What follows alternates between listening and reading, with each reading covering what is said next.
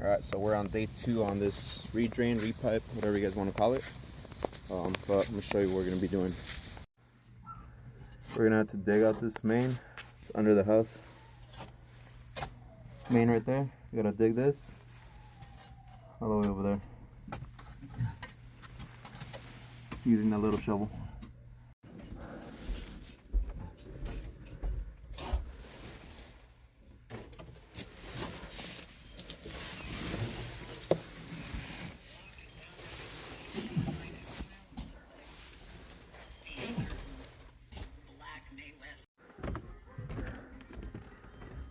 Just dug up that trench under the house.